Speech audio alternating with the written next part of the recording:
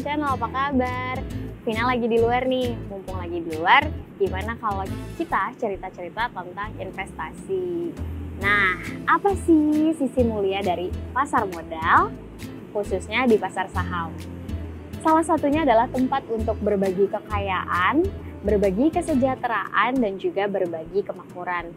Selain itu, juga untuk berbagi resiko. Bagaimana bisa?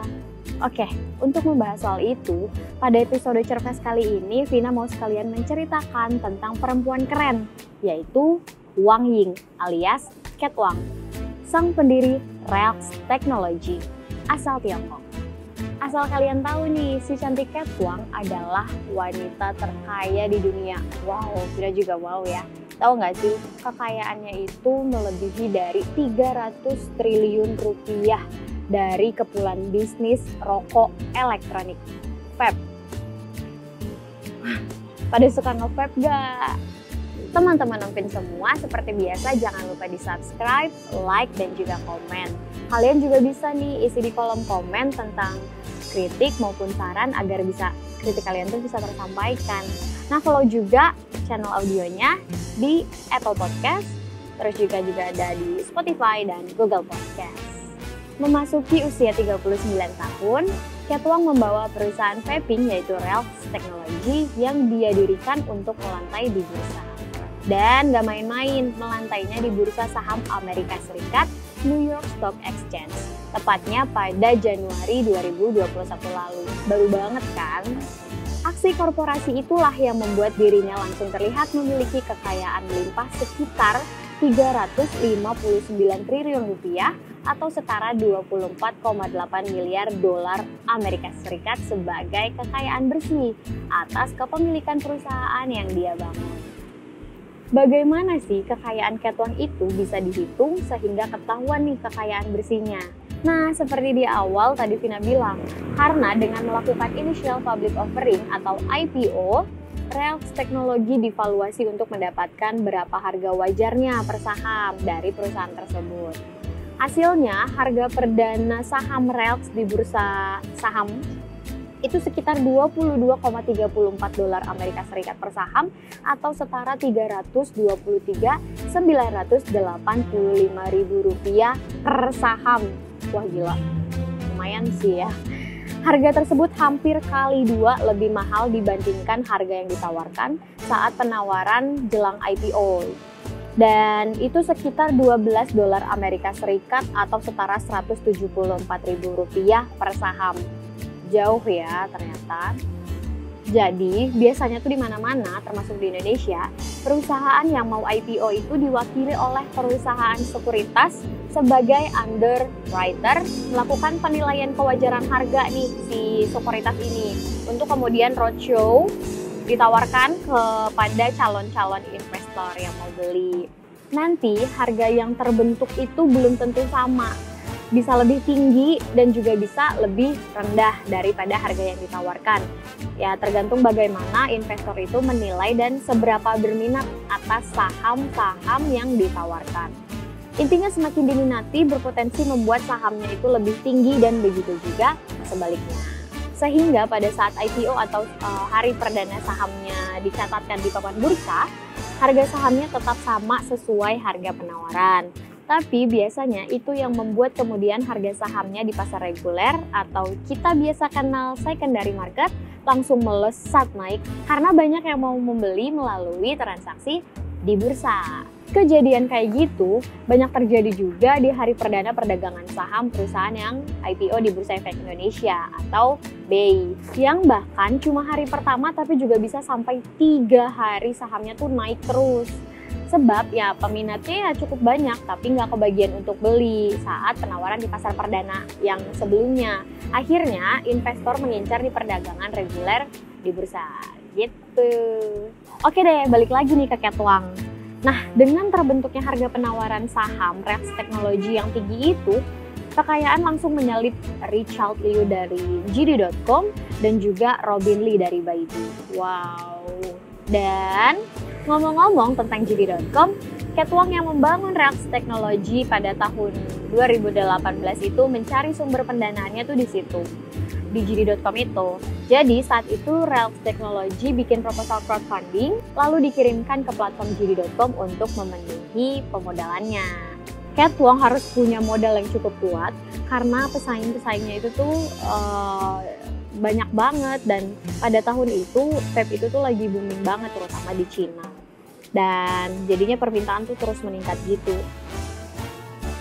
Dalam waktu 1 bulan, proposal crowdfundingnya si Catwalk ini ternyata disambut para pemodal dan berhasil menerima dana lebih dari 10 kali lipat dari modal awal yang mereka usulkan, yakni 38 juta yuan, itu setara sekitar 85 miliar rupiah. Nggak kebayang, itu banyak banget kan. Nah, uang itu kemudian dia gunakan untuk membangun laboratorium rokok elektrik sebesar lebih dari 20 juta yuan atau setara 45 miliar rupiah. Tujuannya untuk semakin meningkatkan produk berkualitas dan berkelanjutan produksi. Mantap sih Catwalk ya. Hasilnya nih ya, pada tahun 2018 dia tuh sebenarnya masih rugi 2,87 juta yuan, tapi pada tahun 2019 mulai untung sebesar 47,7 juta yuan atau setara 107 miliar rupiah. Dilanjutkan untung lagi nih pada tahun 2020 sebesar 109 juta atau sekitar 243 miliar rupiah. Wow. Sampai dengan tahun 2020, Relx Technology mungkin sudah bisa ya divaluasi dan cerminan kekayaan Catwalk itu sudah sedikit terlihat, tapi belum konkret.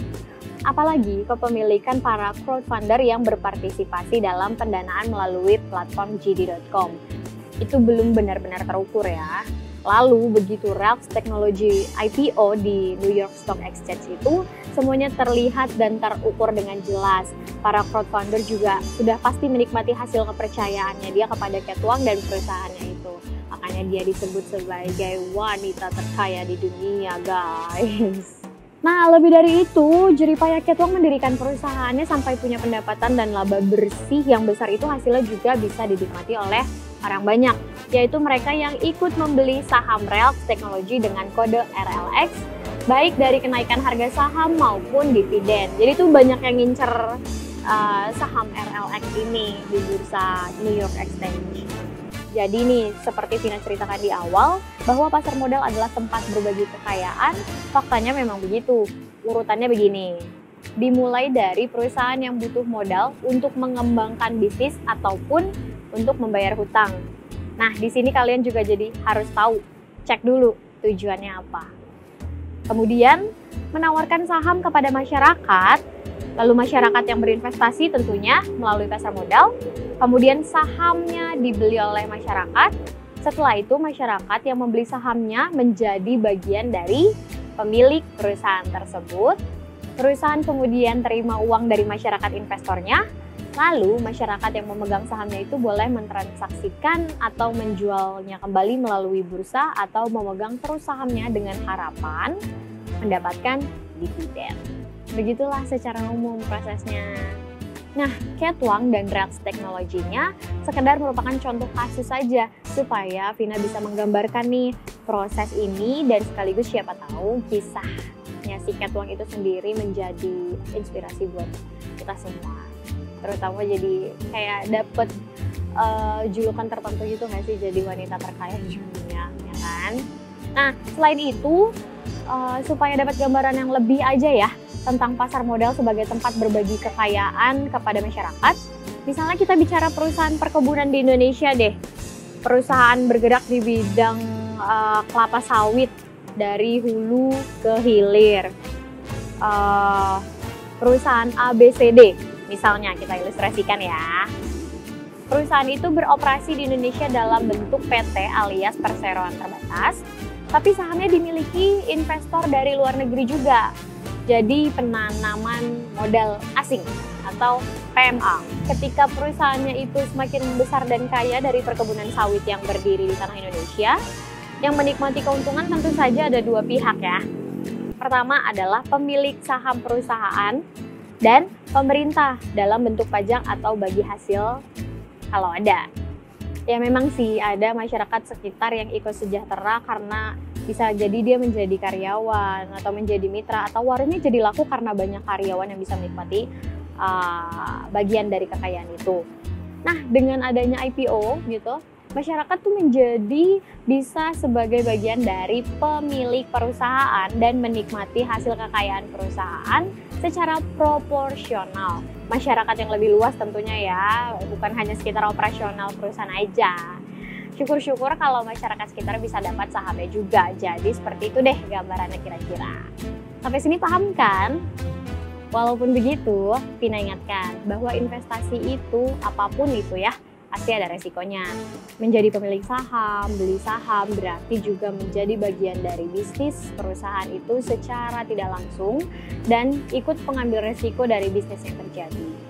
Itulah kenapa ketika positif harganya naik dan investornya untung, tapi ketika negatif kinerjanya maka harga sahamnya turun dan investor harus siap dengan resiko itu. Sebelum Vina tutup, kayaknya mendingan Vina ceritakan lagi nih tentang sejarahnya Cat Wong, kenapa dia bisa menjadi perempuan yang cukup fenomenal ini. Jadi, Cat Wong adalah sarjana bidang keuangan dari Universitas Xianjiao Tong dan setelah itu kuliah lagi untuk gelar MBA dari Universitas Columbia di New York.